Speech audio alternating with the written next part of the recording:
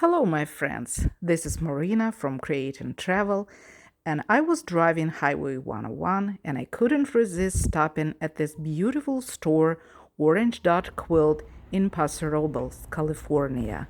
Look at this amazing fabric selection. I was stunned. And lovely Dora, who we're gonna ask a few questions. This is Dora, the owner of the Orange Dot Quilt. Lovely, lovely store in Northern California. I mean, not Northern, Central. anyway, Central California, Paso Robles. I highly suggest visit to this store. Nora, what is quilt for you? Oh, so for me, quilting is a way to express myself creatively and be myself. It's freedom practically, playing with patterns and fabric and colors. It feeds my soul. Really, for me, quilting is everything.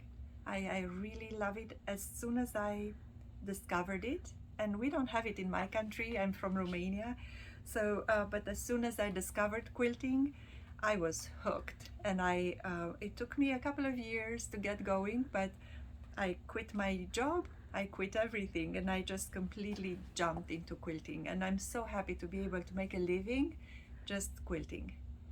Great.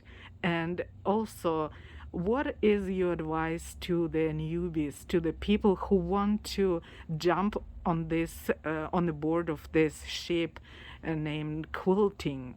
What is your advice? What should they start with, and what is your suggestion?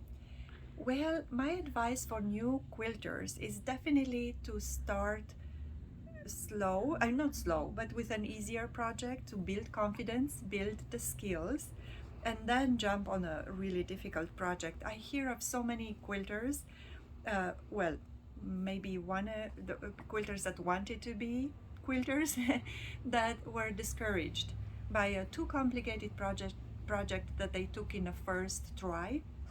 So that's not the way to go. I think there's so many projects there and so many patterns that are confidence builders. And it's really important to start with something that will make you happy, that's easier to finish, and really make you proud and confident that you can tackle the next bigger project. So that would be my advice to really, I know they say being dropped in a deep end to learn to swim. Yeah, that's one way to go. But I think it's much more pleasurable to start with something manageable and then build the skills up. So Okay. that's and stick to it and create your own patterns, or just even if you take a pattern, you don't have to make it exactly the same as suggested. Just be creative. That's my advice too. Perfect, perfect, great advice. Do you have a kit in your store that you can suggest, you can give to a beginner and they can start? Do you have anything like Yes, that? I do. So the best pattern for beginner, and I'll show you, it's right behind you. So right here, this is a beginner project. These two, Heat Wave is my pattern. So you can use scraps or a yard each of 5 fabrics, or half a yard each of 5 fabrics. This is the baby version.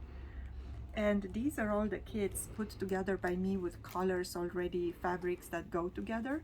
And this is the larger kit. But they make a baby quilt like this for the small kit.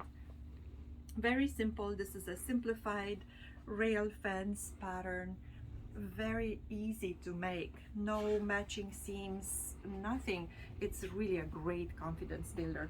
And the larger one is here. So the heat wave that is really large, this makes a huge twin quilt, and I'll show you twin size. So it's massive. Wow, Yeah. So that great, great it's quilt. big, but it's really great, Mm-hmm. easy to make, and as I said, confidence building as a beginner quilter, that's really Mm-hmm. important. So building the confidence that you can do this. Great. Perfect. Thank you so much. Welcome. Quilters, happy stitching from me, from Create and Travel, and Dora, owner of Orange Dot Quilts.